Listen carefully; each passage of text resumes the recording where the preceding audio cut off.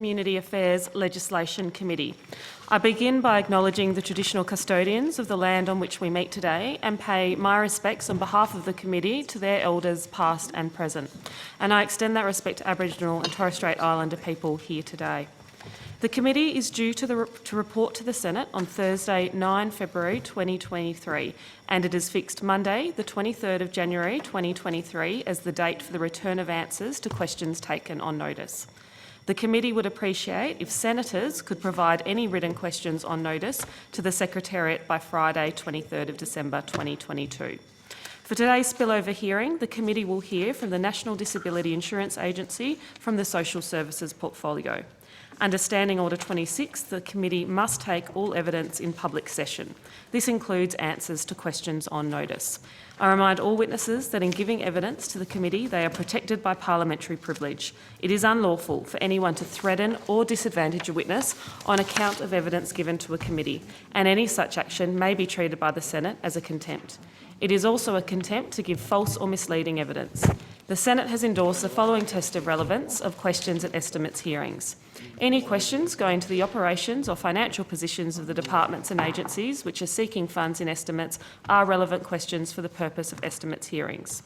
I remind officers that the Senate has resolved that there are no areas in connection with the expenditure of public funds where any person has a discretion to withhold details or explanations from the Parliament or its committees unless the Parliament has expressly provided otherwise. The Senate has resolved also that an officer of a department of the Commonwealth shall not be asked to give opinions on matters of policy and shall be given reasonable opportunity to refer questions asked of the officer to superior officers or to a minister. This resolution does not preclude questions asking for explanations of policies or factual questions about when and how policies were adopted. Witnesses are reminded of the Senate order specifying the process by which a claim of public interest immunity should be raised. I incorporate the public interest immunity statement into the Hansard. An officer called to answer a question for the first time should state their full name and the capacity in which they appear. I remind senators and witnesses who are appearing via video conference and who are not speaking to please mute their microphones. I now would like to welcome Senator the Honourable Tim Ayres, Assistant Minister for Trade and Assistant Minister for Manufacturing, representing the Minister for the National Disability Insurance Scheme, the Honourable Bill Shorten MP. Minister, do you wish to make an opening statement today? I have a short statement. It'll go for 85 minutes, I think. Please proceed. No. Okay, we'll take that as a no. I now welcome the Secretary of the Department of Social Services, Mr Ray Griggs. Secretary, do you wish to make an opening statement today? Chair, other than to acknowledge the honourable country and pay my respects to elders past and present, and to acknowledge and pay my respects to First Nations witnesses and senators today, I have no opening statement. Thank you, Mr Griggs. I now call officers from the National Disability Insurance Agency and note that they are participating via video conference and invite questions from senators. Senator Reynolds. Thank you very much, Chair, and good morning, everybody. And are you online in Geelong? Yes, we are, Senator. Excellent, thank you.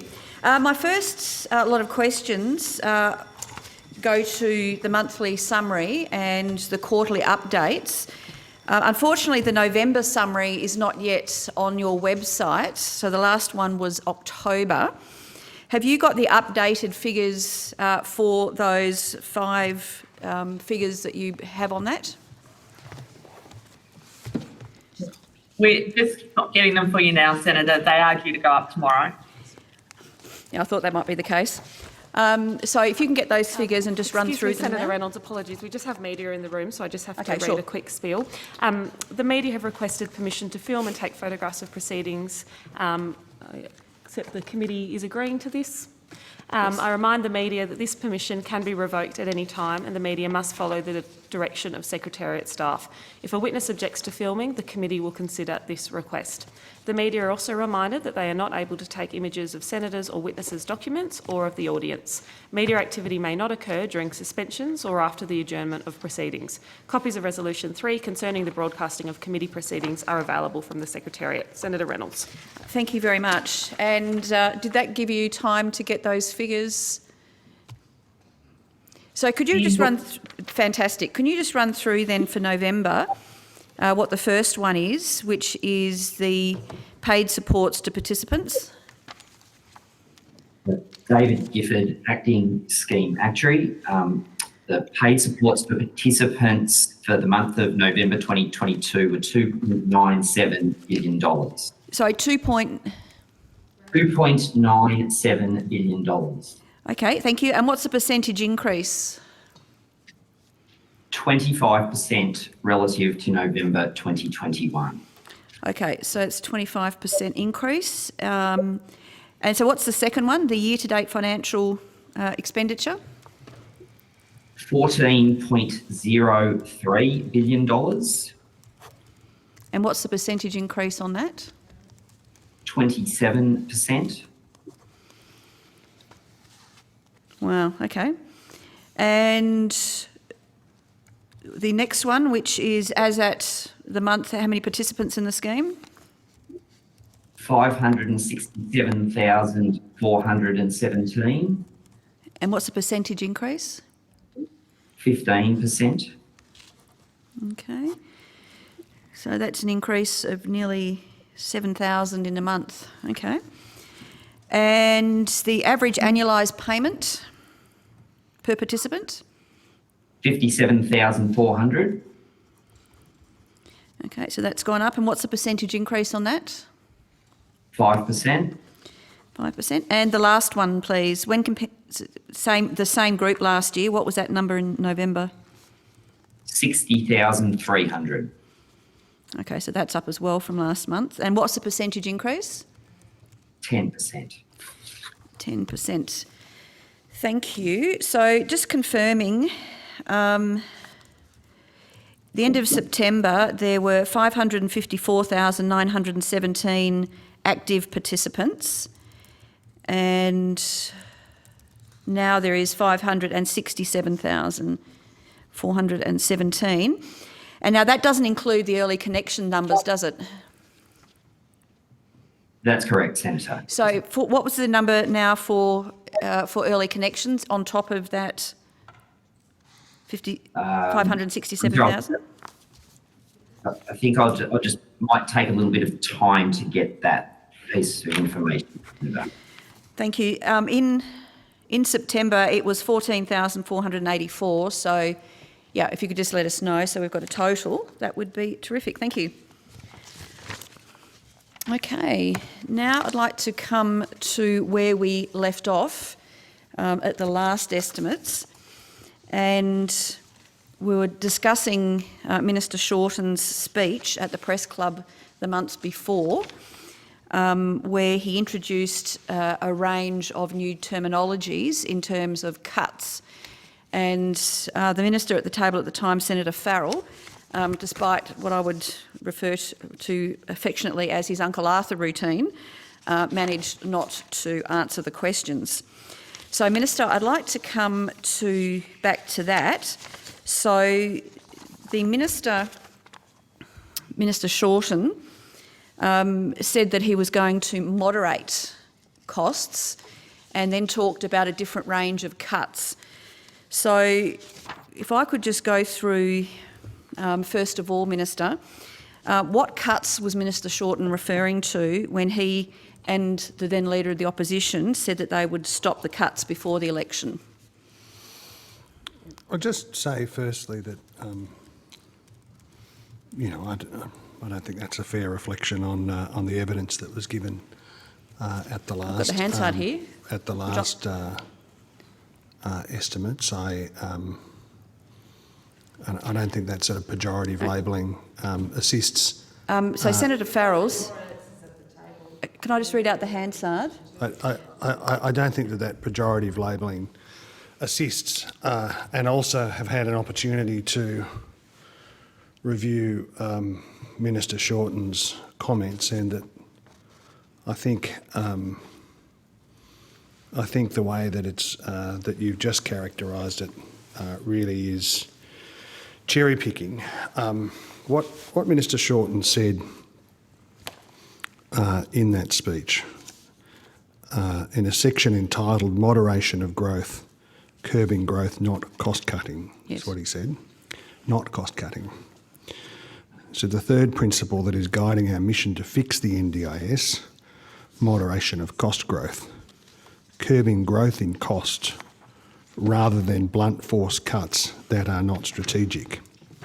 Australians back the NDIS, but expect that the money meant for the person with disability is not siphoned off or squandered. It's pretty hard to characterise that in the way that you just have. Well, the Senator Farrell said, when I asked him, and this is page 102 of the Hansard from the last estimates, in relation to how Labor were going to stop the cuts, Senator Farrell said, my understanding in relation to that reference you have made was that he was talking about cuts to individual plans. So what I then clarified was he talking about plan variations, because under the insurance scheme that it is based on, plans will go up and down, and that is quite normal. So Senator Farrell confirmed he was actually talking about stopping plan variations. So I would actually like to pursue that further today and pick up some of the language that you have just used in terms of citing the minister.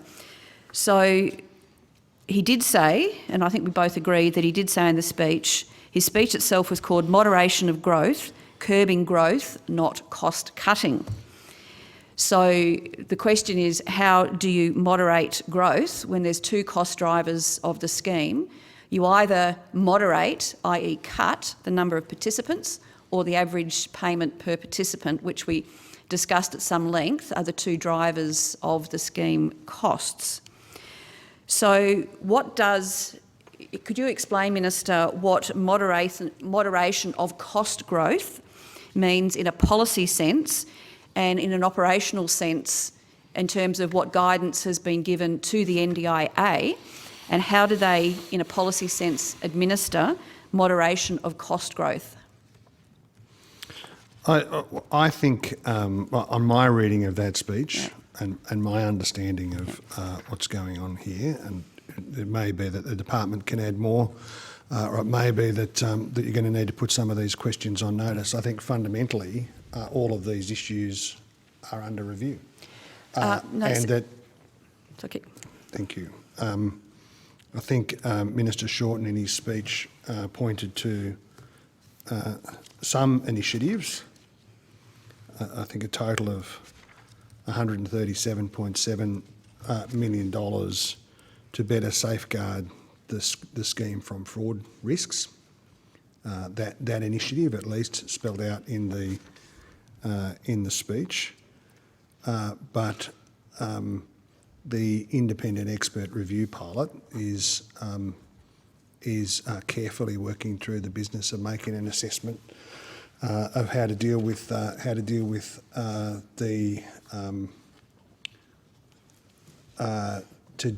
the challenge of ensuring that public money is spent in a careful and appropriate way on what is a very important area of government expenditure. And as you've that we both agree on. Asked, I'm listening carefully to the answers given when you are asking the agency questions about those issues. There are significant cost challenges in an area of significant community need, and the government is working through those issues in the kind of careful and responsible way that you would expect. So Minister Shorten introduced this concept, so thank you for that, but it doesn't actually answer my question in any sense at all. So what does moderation of cost growth mean? As I said, in a policy sense and in an operational delivery sense. So, for example, is it, and you've just said that the IER pilot is, I presume then that the IER pilot, which we'll come to in a minute, so is that purpose to look at the moderation of growth? Is that what the purpose of the IER is then? Have I understood you correctly? I might allow the Secretary to deal with that question, I think. In fact, Senator, I think the CEO is probably best placed to discuss what's happening in terms of the IER pilot. It's a pretty simple... Thank you, Mr Griggs. Just if we are to go to the NDIA, can I just ask witnesses to state their name before they commence answering? We don't have good visibility of your name tags and it will assist with Hansard. I would happily go to the agency, but Minister, this is an issue of policy that the Minister has publicly talked about and has clearly directed the agency to deal with. It is a very simple question. Is the IER looking at, is it their purpose to look at the as you've indicated, to moderate the growth? And so what does that actually mean? As I understand it, the IER's principal task is to investigate and assess some of the issues that go to the backlog and management of claims and disputes around claims. I just want to check with the Secretary whether that's an accurate characterisation of that work. Yeah, unless the CEO has a different perspective on it. In answer to your question, Senator, it's Rebecca Falkingham, CEO. The IER is not looking at moderating costs. So we are piloting the program to help reduce the number of cases needing to go through the AAT appeals process. It's a voluntary and very confidential process that's been guided by the agency's principles and values. These experts provide non-binding recommendations on an appropriate outcome for matters identified as suitable for the program. We are really committed at the agency to acting in good faith to accept the independent expert recommendations unless there is a significant reason not to. But I can assure you moderating scheme costs is not the purpose of the IER. Okay, thank you, CEO. That was very helpful. So we'll come back to that process in a minute. So if I can come back and ask you then, Sorry, could you just identify? So I just said to the CEO, if you could explain what you believe the Minister meant when he said moderation of growth. So is that something that you're now looking at in terms of pricing moderation on service delivery, pricing moderation on plan value, pricing moderation on participant numbers, or was he talking about all of those three or something else altogether? And so first of all, what do you interpret his speech to have, his major policy speech to mean? And is there a cost, a dollar value associated with that? Senator, I don't think it would be appropriate for me to interpret what the Minister was saying, but I go back to the Minister's point that the NDIS review has been established to look at the design, operation and sustainability of the NDIS, covering all of the issues you've just outlined. So the Minister can't answer the question, the Secretary can't answer the question, and you can't answer the question about what your Minister has said in a major policy speech to the nation about the future direction for the NDIS. So if he's looking to cost moderate, as I said, it's either service delivery, plan value, or moderation of participant numbers, or a combination of all three. So are you saying that's what the review is currently looking at? How to moderate growth? Again, that is a matter for the review, but as the review terms of reference outline, they are examining the design, operations and sustainability of the NDIS, covering the entire spectrum of the scheme. I would point out as well the significant work we're doing on fraud is obviously another key driver to reduce costs as well. Okay. And a question now then, in light of that, for the acting actuary, if I could please. How can you moderate, in a financial sense, how can you moderate costs if you're not cutting costs? Just a reminder to please identify yourself before you answer the question for Hansard. So David Gifford, Acting Scheme Actuary. The comment I would make, Senator, I mean, there are a range of ways that the cost of the scheme can be moderated. As you referred to, the number of participants entering the scheme and the cost per participant are the two primary drivers. So moderation of the cost will inevitably result from one or both of those drivers being influenced.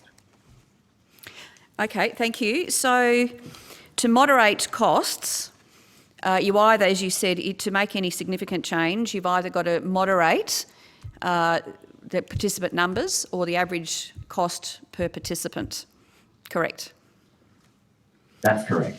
Okay, now in that same speech, and as the Minister has already reminded us of, Minister Shorten introduced the concept of moderation of costs, but not cuts. But he said that and quote, he said that his aim was to curb growth in cost rather than blunt force cuts that are not strategic. Now, what is your understanding what blunt force cuts are and what strategic cuts are? I mean, I haven't heard in a policy sense those terms before. Perhaps Minister or NDIA, what did the Minister mean when he was talking about what's a blunt force cut and what's a strategic cut? Well, I think I might start and then see if the agency can assist. The decision to commence an independent review was a decision that Labor in opposition announced prior to the last election. It's an independent review process. Some of the challenges and drivers that you've spoken to in your questions thus far, but a whole range of questions are going to be dealt with by the review. And reconciling those challenges, the review will no doubt make findings about all of those questions and provide advice and support to government. I mean, I'm not in a position, I don't think anybody here is in a position to preempt the work of that review. It's been set up because there is a series of challenges there that need a careful and sober and independent advice to government about. In the speech that you're referring to, I think that the Minister has set out some of the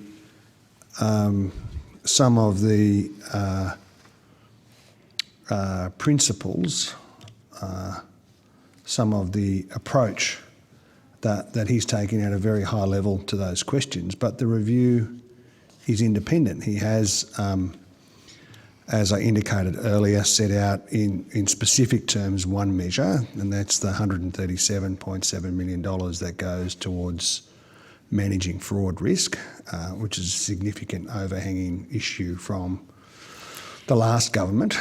But I think it'd be unhelpful to prejudice the work of that review before it does its work. Senator Ayres, the Minister himself, in a major public speech on his vision and his direction for the Albanese government for the NDIS, has quite clearly referred to a new policy approach on this by Labor. He has mentioned before the election they weren't going to cut, there was no need to cut, and there was no sustainment. I went through this with Minister Farrell at the last estimates. Before the election, you said there was no sustainability issues and that cuts weren't going to be required.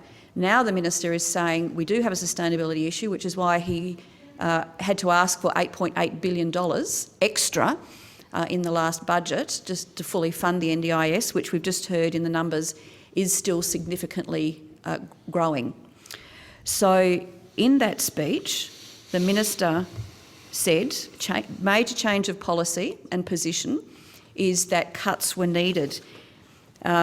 He called it moderation of growth, but ultimately, as the actuary has said, moderation of growth means you either cut plan packages or you cut the number of participants in the scheme. And the Minister has said that he wants blunt force cuts. No, so he doesn't want blunt force cuts, but he's okay with strategic cuts. Now, this, asking what the Minister meant, is in no way impeding or interfering with the inquiry that is underway. It's actually asking what, in a policy sense, did the Minister mean? Well, I know that this is going to be a frustrating answer to your line of questioning, Senator Reynolds, but I'll just make 2 points. What Minister Shorten said, he said, which brings me to the third principle that is guiding our mission to fix the NDIS, moderation of cost growth, curbing growth in cost rather than blunt force cuts that are not strategic. And what does that Now, actually mean? In specific examples, Senator? Well, he said what he said and he meant what he meant. What I can tell you is that you might have to wait. And I know it's going to be a source of frustration, but you might have to wait until government receives advice, that those processes are worked through. There are a range of, some of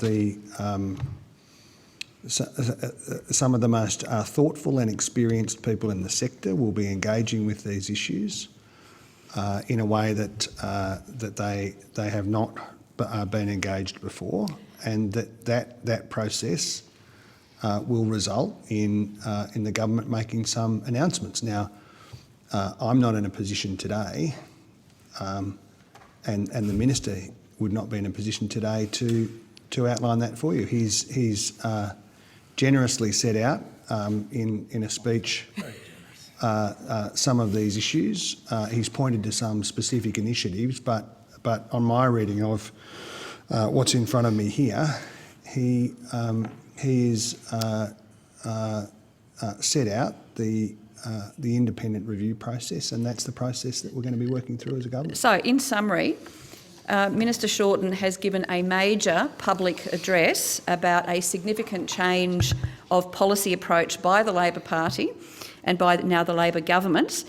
He's introduced new concepts, which he did so publicly, about curbing growth in cost, the concepts of strategic cuts, blunt force cuts, and you representing the minister at the table for the second time still cannot in any way explain what Minister Shorten was talking about. So can you then perhaps clarify, has he given instructions to the task force? But it's not what he said, Senator Reynolds. He said curbing growth in cost rather than blunt force cuts that are not strategic. Now the minister said that he doesn't support blunt force cuts that are not strategic. Exactly, and what are they? We as a government... Could we, Senator Reynolds, the minister is answering the question. If we could allow the minister to finish answering his question, I will intervene as well if the minister is talking over your questions when you have the call. Senator Ayres, please continue your answer. And I'll absolutely try not to. I mean, when he says blunt force cuts that are not strategic, I think the minister probably means cuts like the failed proposal in the last government that I think you may have had a bit to do with, to ram through a proposal for compulsory independent assessments without any support across the sector. I think what he's trying to point to is the kind of things that the government intends not to do, and that is the government intends not to do, as a contrast with what the previous government did, blunt force cuts that are not strategic. Now, I think what you're... when I listened carefully to your question, I just gave you a good example of the kind of cut that we won't be doing. Senator, Independent assessments. Senator... Oh, I'm very happy to... Sorry, Yeah. Senator Reynolds. I just have another senator seeking the call, and that's been a 25-minute block, so I'll pass the call to Senator Pratt, and then I'll return to you. Just a point of order, perhaps. The minister has just cited the independent assessment process as something that I introduced. Sorry, Senator Reynolds, what's your point of order? The point of order is that is what I didn't proceed with. Sorry, Senator Reynolds, that is not a point of order. That is not a point of order. Point of Senator clarification. Pratt, Yes. well, you don't get to call points of clarification. Senator Pratt, you have the call. Thank you very much, Chair. I would like to ask for the tabling of some documents, please, and you should have with you, I understand, questions on notice SQ 22 to 46. Please, are they available for the committee? Can we have all of them? You haven't got any of them yet. Maybe all of them, Senator Pratt. We haven't got to the tabling date, Senator. It's tomorrow. Yes. And as you well know, that process goes on. Yes.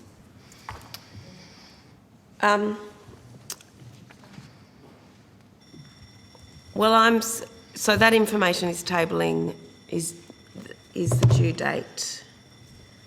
If these are questions from the tomorrow. last estimates, then they'll be tabled on the tabling date. Well, I could revisit them by asking you about them specifically now, but that would be a waste of the committee's time.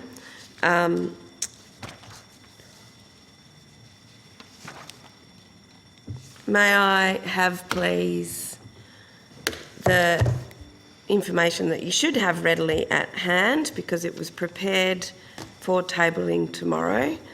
And it's a follow-up, therefore, on the previous questions asked about ministerial engagement with the NDIA and frontline staff. So I'm seeking an estimate of the total number of frontline staff that Minister Reynolds met with. And I do note that it was during COVID. How many frontline staff did Minister Reynolds engage with virtually, on Teams or by other means?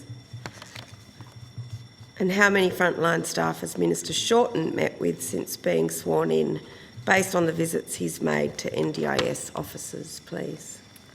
And just on that, I note that... Sorry, Senator Reynolds. It was during COVID. Senator Pratt has a call. Are you seeking the call or to make a point of order? Because Senator Pratt has the call.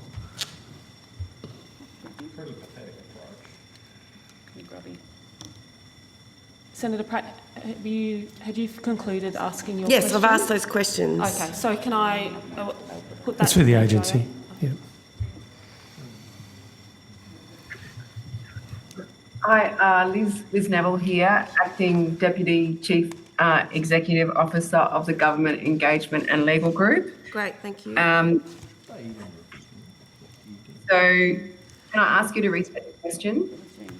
Well, you might be helpful if you refer to SQ 22 to 46. We had asked previously in relation to the total number of frontline staff met with by the previous Minister, Minister Reynolds.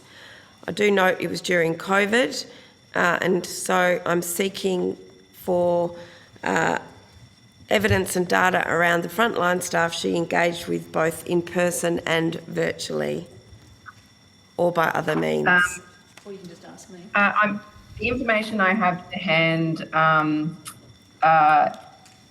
contains detail around when visits occurred and where. I do not have information about the number of frontline staff that engaged in those visits. Is that available? Is that information contained in the answers to questions on notice being tabled tomorrow? The question on notice sought information about the specific number of visits and the dates of those visits, the nature of them, not specifically the number of staff in attendance. Silly, grubby questions. Okay, if you can table, please, what you've got, and we'll again have to pursue this on notice to see what's outstanding from the ones that are due to be tabled tomorrow. I was seeking really to get an understanding of the kind of engagement that Minister Reynolds had with frontline staff while Minister, both in person and virtually in different locations around the country. That information will be provided on notice tomorrow. Senator, it's Rebecca Dorkingham, Thank you. CEO. We do have all that information for you, but we don't count the number of staff attending morning teas and events with frontline staff, so we are going to find that very difficult. We can see what we can find, but that will be hard. Okay. How many frontline staff has Minister Shorten met with since being sworn in, based on the visits he's made to NDIS officers? So again, specific numbers of staff, that information is not at the ready. However, we do have information about the number of visits that have occurred and Great. the nature of those visits. If you can outline those, please. Yeah. So Minister Shorten has attended the Geelong National Office on 5 occasions. The first visit included a meet and greet with staff and occurred on Friday the 3rd of June. This was 2 days after his appointment as Minister for the NDIS. Second visit occurred on Friday the 24th of June to Little Mallop Street, which is a service delivery site, to meet frontline staff. The visit also included an agency presentation on key projects Great. and a meet and greet with staff. The third visit occurred on Thursday the 29th of September and included an address to staff about agency leadership announcements. The fourth visit occurred on Thursday the 13th of October. Minister Shorten attended some sessions of the incoming chair's full-day visit. And a fifth visit occurred most recently on Monday, the 12th of December, to thank staff for their contribution this calendar year. And I'll also note that the Minister has made visits to NDIA offices in Canberra, 2 in Canberra and 1 in Moonee Ponds. The dates there are the 22nd of June and the 29th of August in Canberra and the 19th in Victoria. Thank you. And do you have the same information for Minister Reynolds' visits? I do. Thank you. If you could go through that too, please. So former Minister Reynolds, attended the Geelong National Office on 1 occasion. The visit occurred on the 22nd of March. It included key project briefings with project leads and a morning tea with staff. Minister Reynolds also attended and met with staff at the St Mary's office in South Australia on the 16th of April and in the Broome office on the 1st of October 2021. And I also have information here about visits that Mr Robert undertook. Senator. Thank you. Are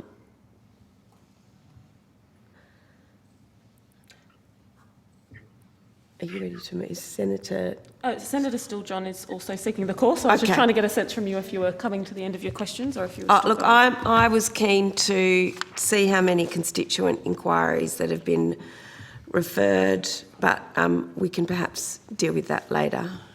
If you want to put the question, and then I'll go to Senator Steele-John, and then I'll come back to you, Senator A Reynolds. follow-up question on this, so shall I do that later or just now? Shall I tie this one up? Go to, just give Just Senator Steele-John's just joined, so I'll go to him, but I'll come back to you for the No call, worries, Senator thank you. Reynolds. Okay. Yeah, it was really just around referrals from MPs and senators and the Minister to Services Australia, NDIA and the Quality and Safeguards Commission.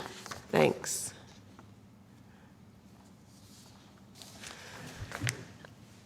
Happy for you to give the call to someone else. Thank now. you. Senator Steele-John, welcome. We have you on the line now. I'll pass the call to you.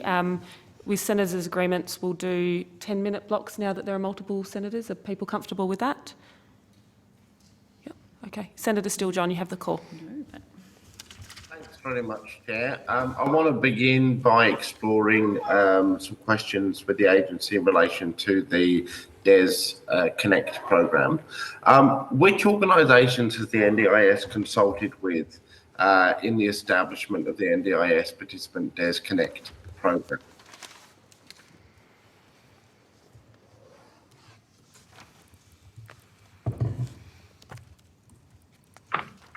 Thanks, Senator Steele-John, for the question. I think that might be a question for DSS. So I thank you, Ms. Falkenham. I put this question to DSS at estimates, and they were able to give us a very short list of individuals they consulted with in announcing the program. But given that it is a program which affects NDIS participants. It's a collaboration between DSS and the agency in that way. I'm wanting to know before that announcement was made, who the agency consulted with before making that announcement. I'll take that question on notice for you, Senator Steele-John, and get you that answer. Thank you. Still on that point, how many NDIS participants currently have employment related goals in their plans?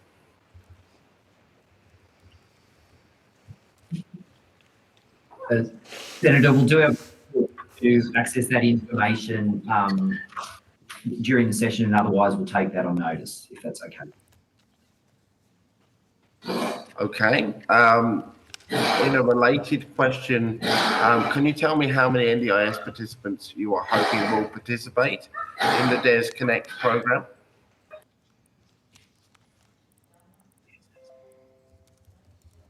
Senator Steele-John, I think that one might be for DSS, but I'll just check with the Secretary.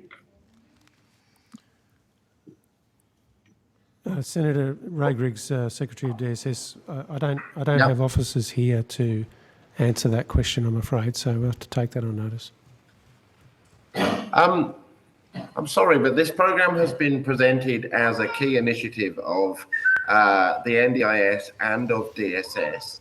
It involves connecting NDIS participants with DES providers, and yet nobody at either of these tables can tell me how many people you hope to participate, how many people will be invited to participate, and who you spoke with before announcing this program. Senator, as I said, I don't have the officers here. They were not called for this session, and we will get you the answer on notice. Well, they weren't called, Mr. Secretary, because at estimates, I dealt with the DSS part of this equation.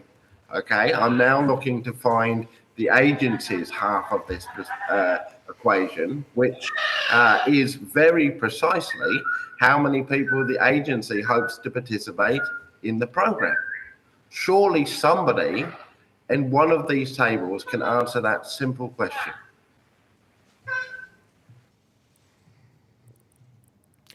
Senator Steele-John, if the Secretary has indicated he doesn't have the officials here, that's a product of who we've called. So if it's possible for that to be taken on notice for us to move on. Yeah, so I've heard that from the Secretary. I'm looking at line on a boardroom full of employees from the NDIA. Can somebody in that room tell me how many participants the agency hopes will participate in this program? Senator Steele-John, as it's currently still in design, development and consultation, I don't have that answer for you yet because that's part of the process. So you're beginning a design and consultation progress without even a vague idea of how many people you might aim to have participate in the program? We're working through with DSS on that question. And when will you have an answer to that question? When will that work be complete? I'd imagine the first quarter of 2023. Okay. Now, will it be, I want to get an answer. Okay, so first quarter of 2023. Can you tell me now what is meant by, exactly by the language of engage in relation to the program? So the program is set up to help people engage with DES providers. What is the agency's understanding of the word engage in this context?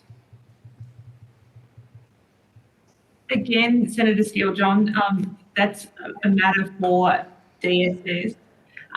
If you want me to answer kind of what I would think they mean by engage, obviously it's a deep and thorough collaboration using co-design to look at all aspects of how people would participate in the employment program longer term.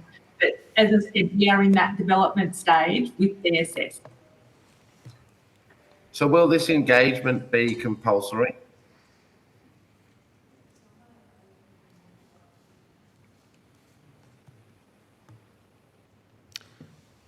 Do we still have the NDIA?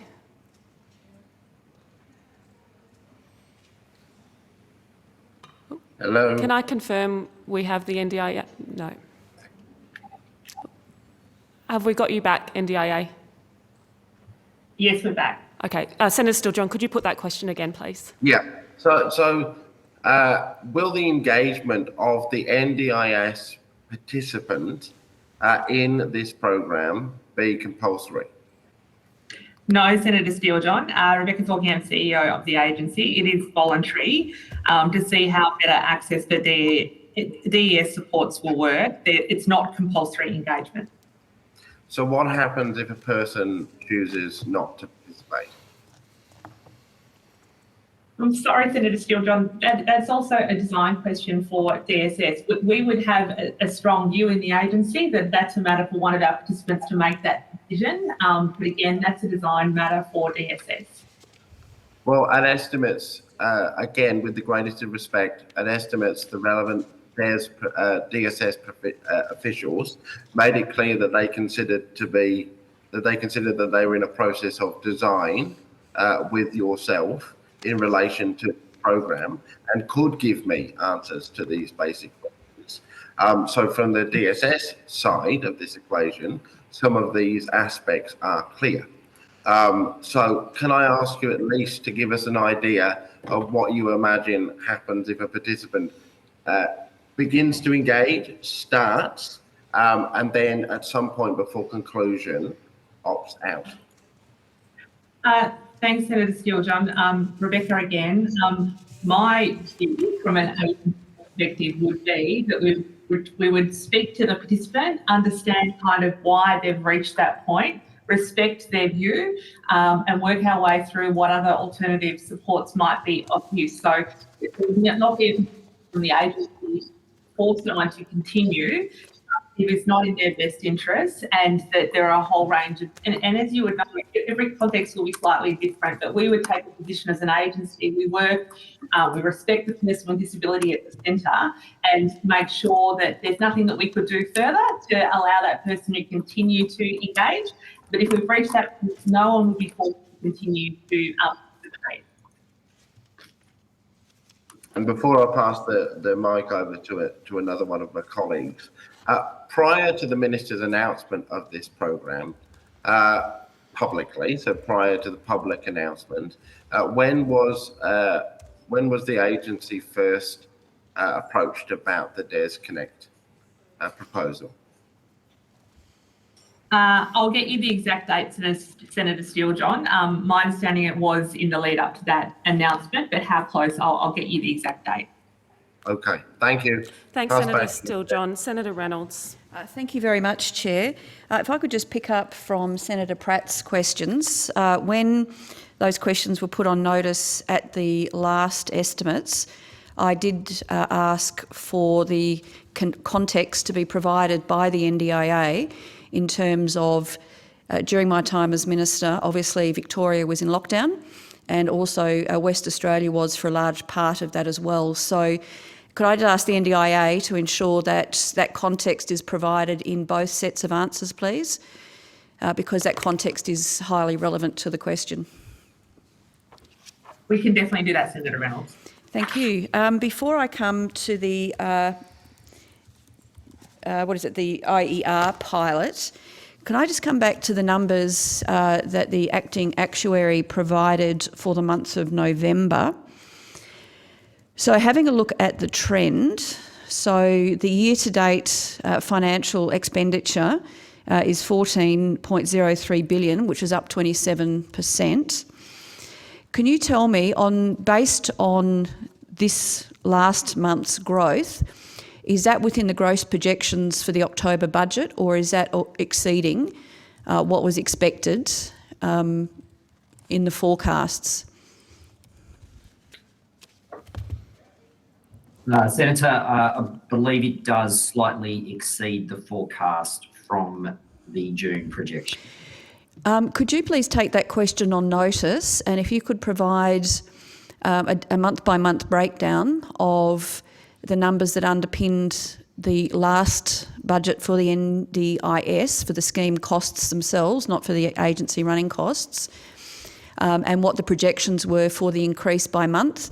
So what I understand you're saying is that even though Minister Shorten got an $8.8 billion top-up, that it is now already exceeding the expectations for the rest of this financial year. Is that an accurate characterisation of what you've just said?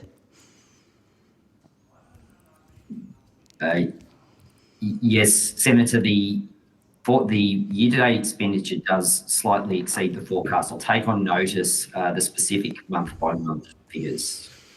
Thank you. So if you could do that for this financial year, so what the forecast was, what the actuals were through to November, and the figure that you've just given me, that would be very helpful. Thank you.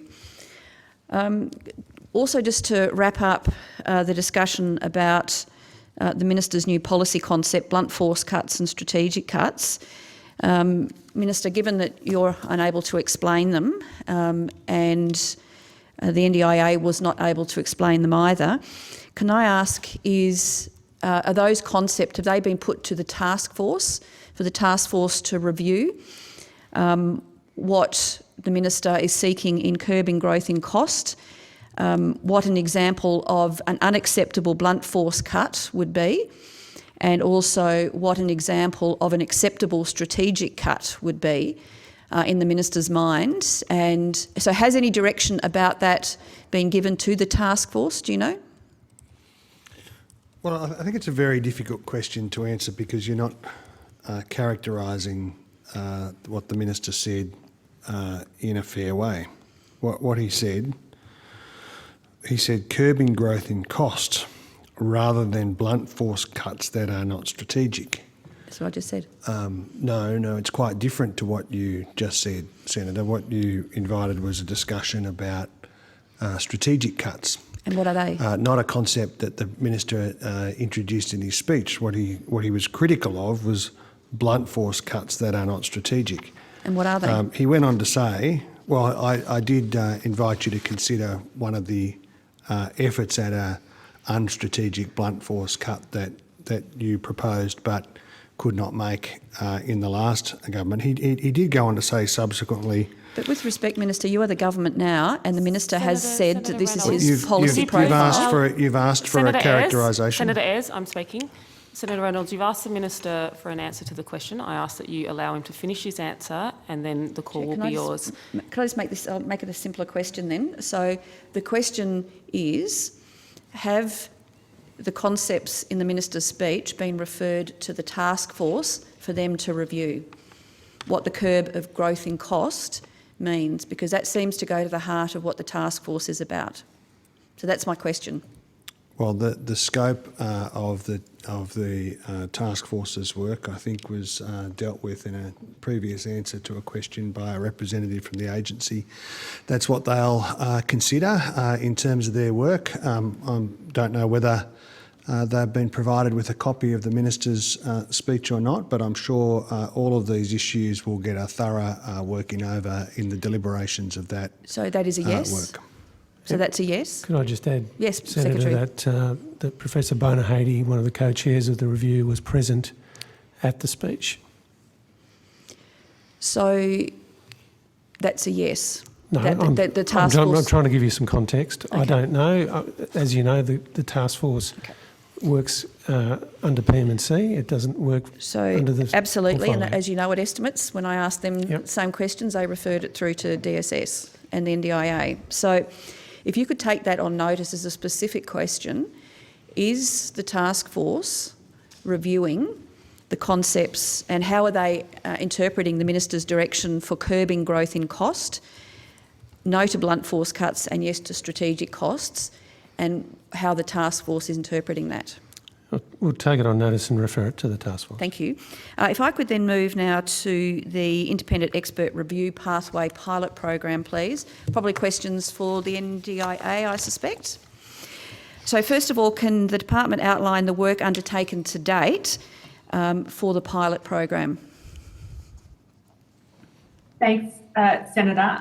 So there's a whole range of activity going on within the agency to try and curb the number of AAT matters. We have an early resolution team that's now focused on AAT matters. So If a participant disagrees with the decision made by the NDIA, we have an initial early resolution team that will speak to that participant to better understand their circumstances, the issues, the dispute, and discuss options to resolve the issue prior to getting to an AAT hearing where possible.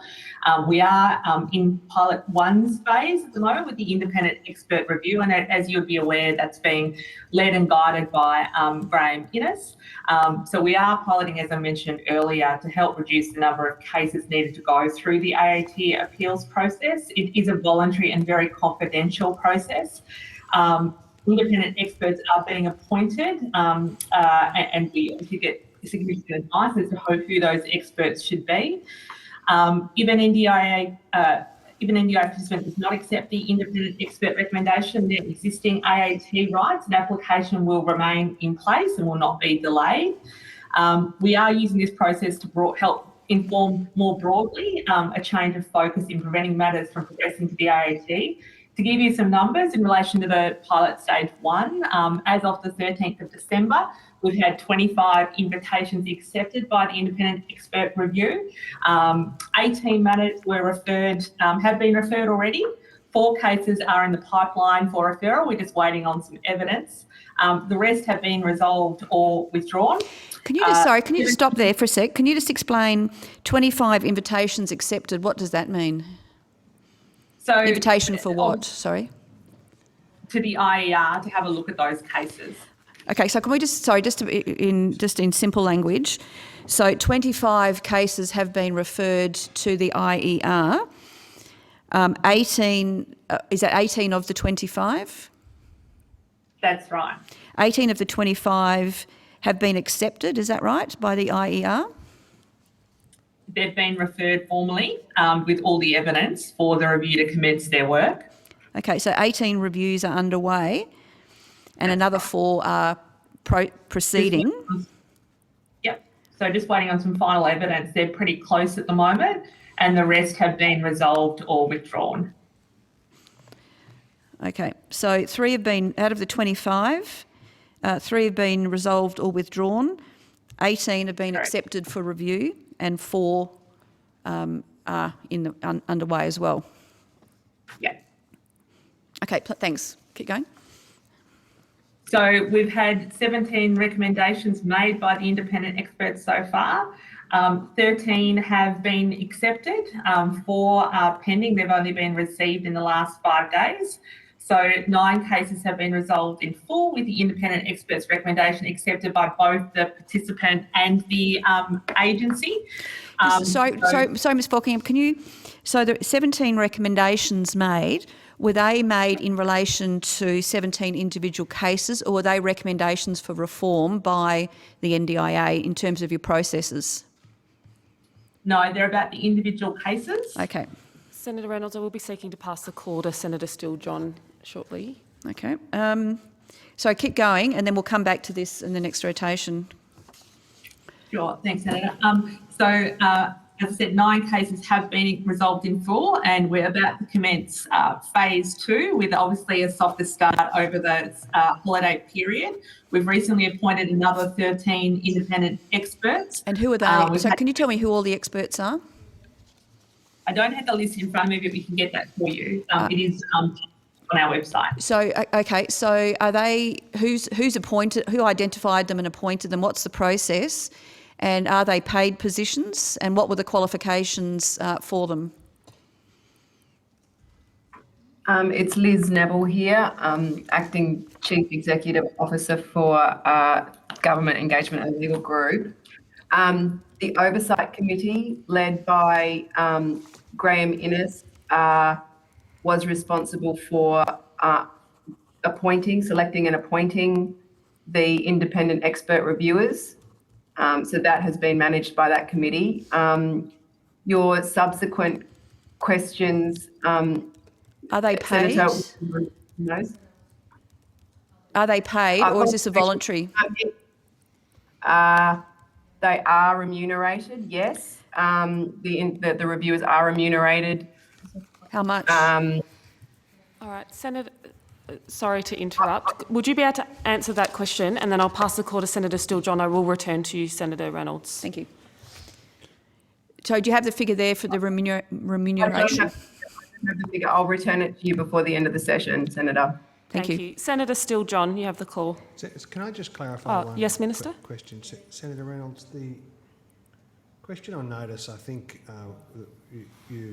or a question that you put to me and then to the department, I think we took on notice, and I think, you know, the department will go back and review the question and try Which and one work in out particular? the last one that you asked before you shifted to your next line of questioning that went to. About the task force? Yes, I mean, the work of the task force is in relation to fraud.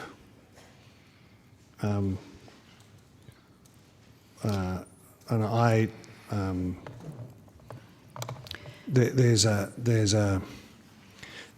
Australian Crime Commission has identified some serious fraud risks and attached some pretty challenging numbers to some of those fraud risks that emerge from organised crime syndicates targeting the fund. That is not the same as the review, and I don't think that I think your questions made more sense if they're attached to the questions for review. the review, Yes, that's what I was trying to get to. No, thank you. And if I could also put on notice how much, in relation to presumably a strategic cut, is from the anti-fraud task force, that my question on notice would be how much is the NDIA anticipating recovering, noting that a lot of the money from fraud is actually defrauded from participants' individual plans, so that would actually go back to the participant and wouldn't reflect as a saving to the scheme. So perhaps, Minister, if we could take that on notice to get some breakdown of how much we'll the agency review all of this. and is factored. The department, I'm sure, will review all of this, Hansard, and Great, thank you. and answer those questions to the best that we can, given that some of these matters are, of course, currently being considered. Thank you. Thank you, Minister. I'll just let senators know we expect the bells to ring at 12:55, so we'll be suspending at the ringing of the bells. Senator Steele John, coming back to you now. Thank you very much. So I just got a couple of questions about the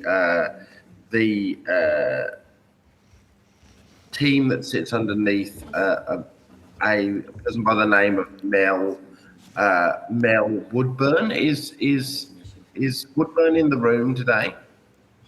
Senator, Mel Woodburn has recently left to take up another Commonwealth position, so she's not with us. Okay, so who is currently the Chief Risk Officer in the CRO division? Yes.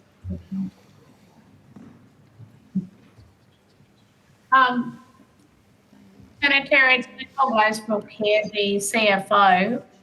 Jeff Campbell is currently the acting CRO, but he is not in the room today. Okay.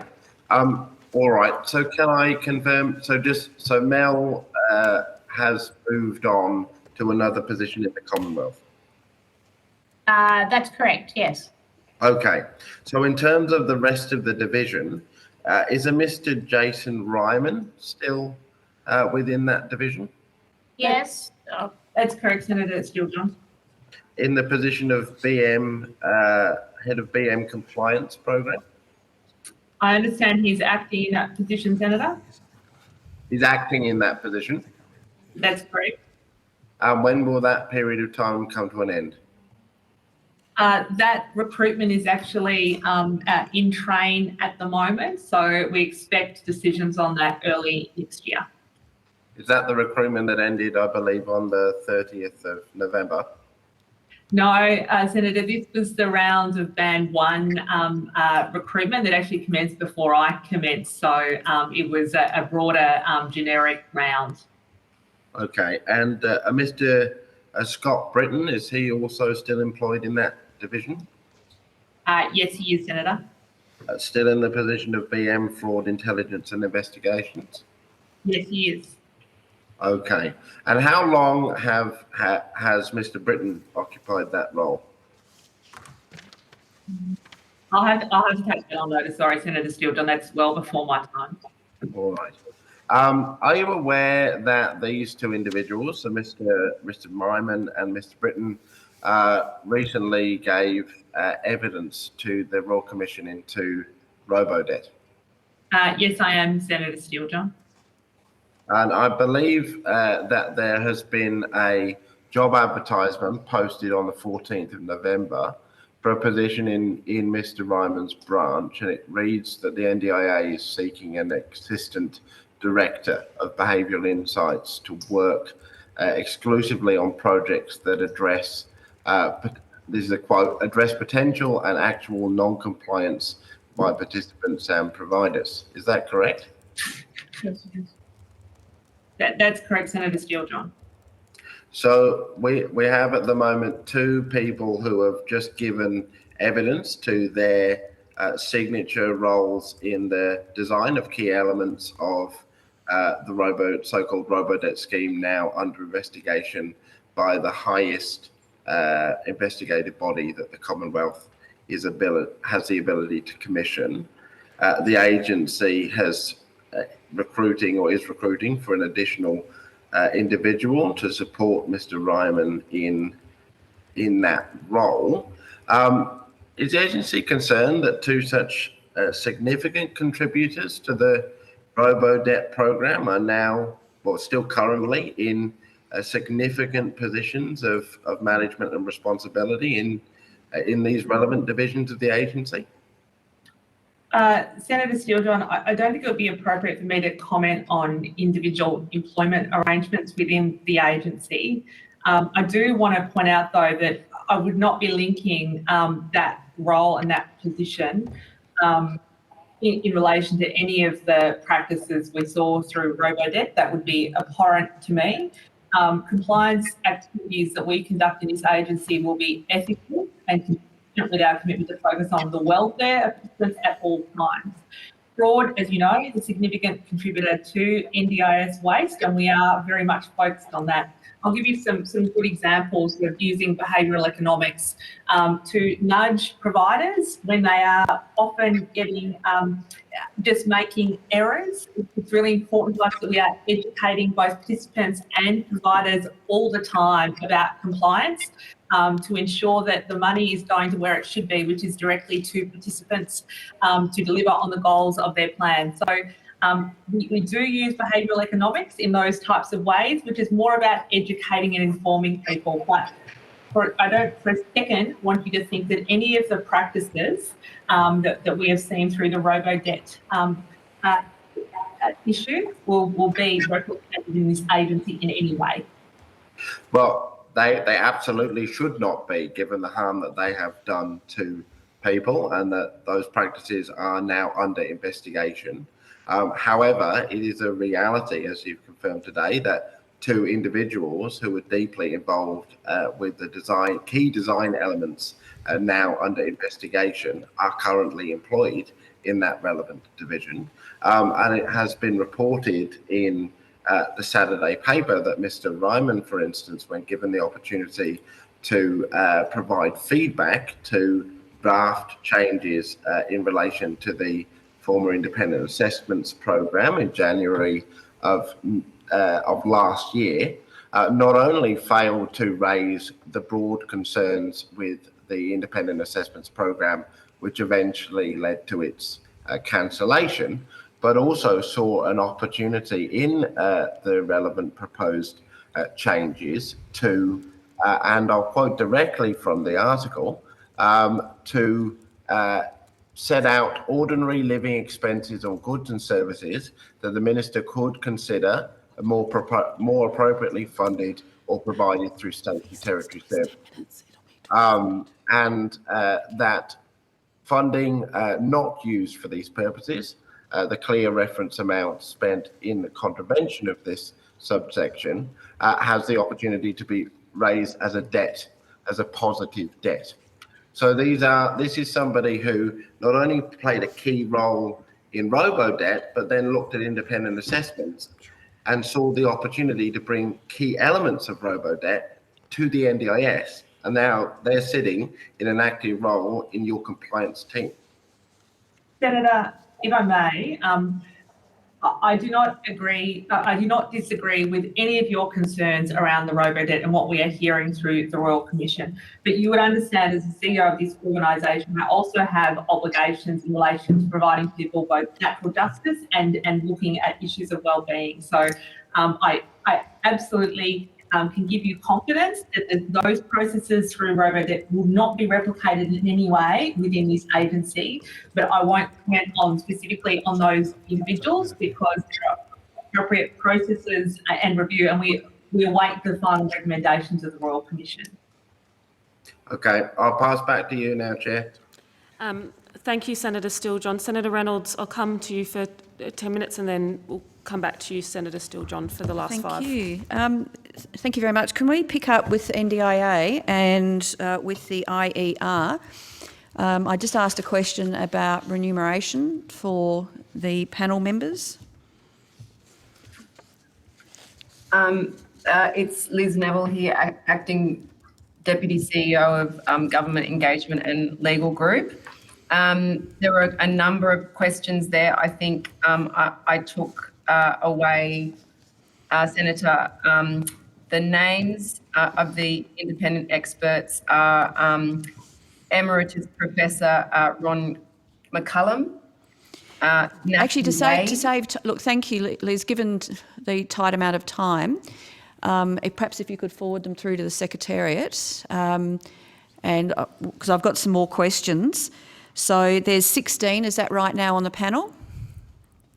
There are 3 who were initially established and have considered the matters that the CEO was providing to you before, the numbers that were provided earlier. 25, yes. And there are further 13 who are newly appointed. That is a very new further tranche. So you said that Mr. Innes is responsible for personally selecting all of them. Is that correct? My comment was that the Oversight Committee has that as one of their functions. That group is led by Graham Innes. Who else is on the Oversight Committee? Professor Ron McCullum, AO, Natalie Wade and Marg O'Donnell, AO. Okay. Sorry, so who appointed? So who? Just can you? I take on notice then. Who actually? What was the selection criteria for the oversight panel, and who nominated them, and what their salary is, their payment for the oversight committee? So there's So there's Mr. Innes and +3 for the oversight committee, plus 16 now on the panel. So can you take on notice the selection process, what qualifications they required, and how they were engaged? Now, can I ask, was the Solicitor General's advice sought before the IER was established? It's Liz Neville here again, Deputy CEO of Government Engagement and Legal Group. Yes, we undertook consultation with the Attorney General's Department. Consultation, so you got some legal advice from them about the legality of this panel? I am not aware that we sought legal advice. However, I am aware there has been consultation.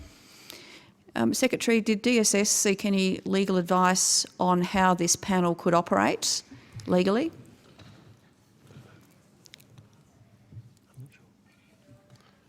I don't know, Senator. I'll take it on notice. Thank you. Take that on notice.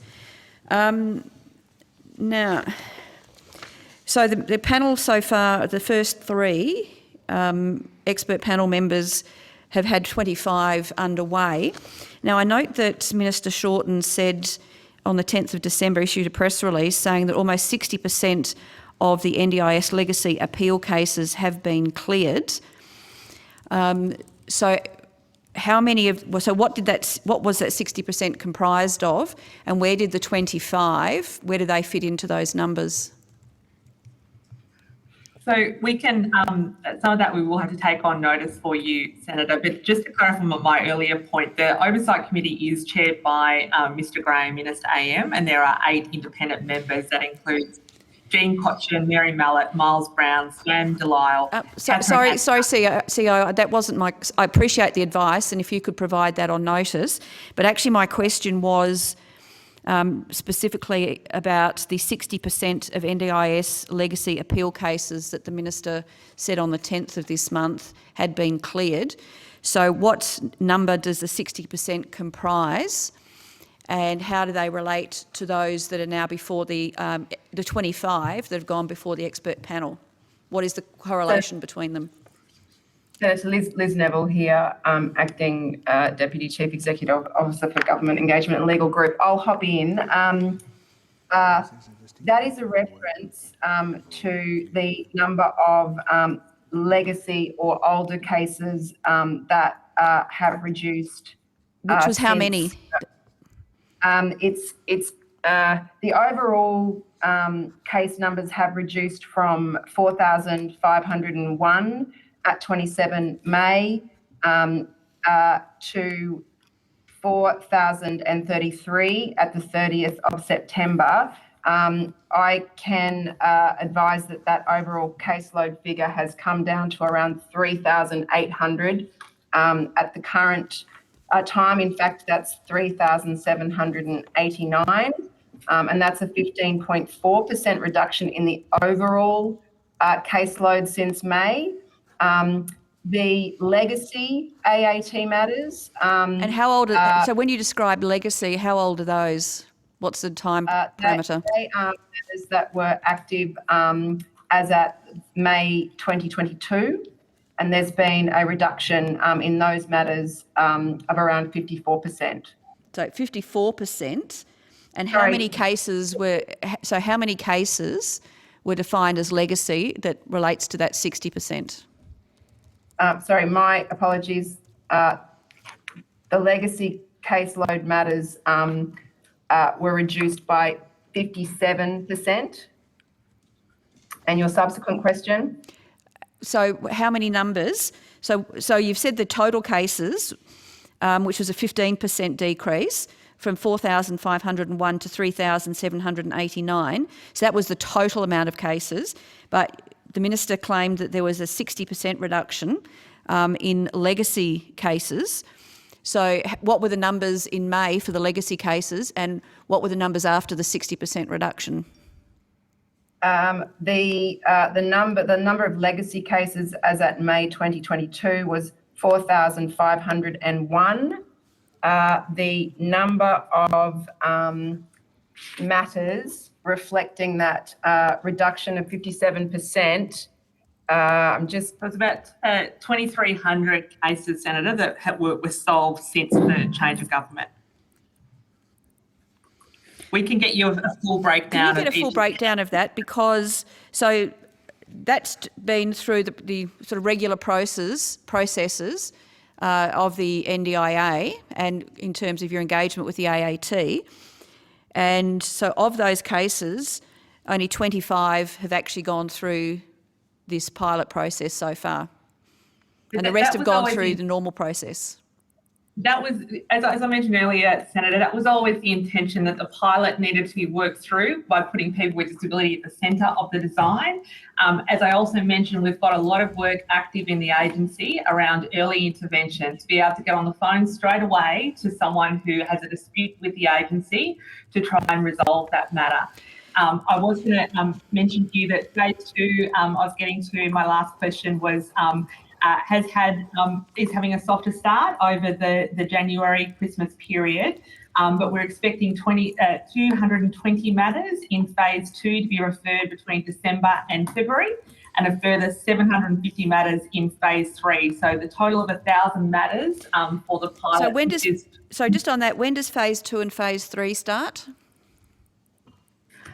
So phase two commences December and runs to February, and a further phase three will be heard by June 2023, and that will bring us to the 1,000 matters that we want the pilot to look at, which was the number that we commenced with. But as I've said, this process has to be seen alongside a whole range of other measures and strategies. No, I understand that, but just looking at the numbers, those that are going through this process and those that were resolved through the extant processes that the NDIA has in relation to AAT matters. So can I ask, you mentioned this earlier, and your website says that the NDIA has committed to act in good faith in the EIR program and intends to accept the independent expert recommendations unless it has substantial reason for not doing so. So can you tell me, have you had any of those cases so far that you do not agree with the panel? And what do you do to resolve that? And what are some of the reasons that you would not agree with the panel? So far, Senator, we've just been seeking points of clarification to understand. Obviously, we have to test and assure ourselves that IER decisions are legal and that we have no issues with any of the legislative requirements that we should assess against. But so far, our issues have been points of clarification and the need for further information from the IER. I might ask Liz if she'd like to supplement any further. No, I think it's primarily where an instance occurs where perhaps the non-binding recommendation is not lawful, and we have had no reason to dispute any of those non-binding recommendations to date. Thank you, Senator Reynolds. I need to pass the call to Senator Steele-John now for the remainder of the few minutes. Yeah, I indicated a block of time, Senator Reynolds, and we've gone over that. So, Senator Steele-John, if you're, or go to Senator Steele-John, and then you can put your question on notice as we suspend. Senator Steele-John. Thank you very much, Chair. Can I just seek clarification as to when Mr. Ryman commenced employment at the NDIA?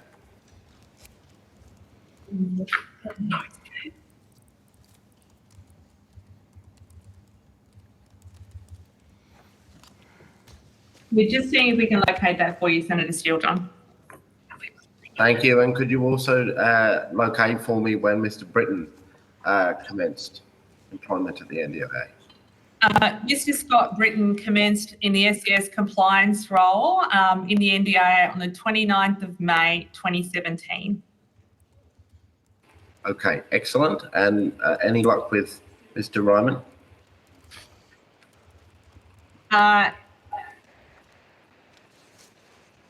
Yes, he commenced on the 14th of December 2017.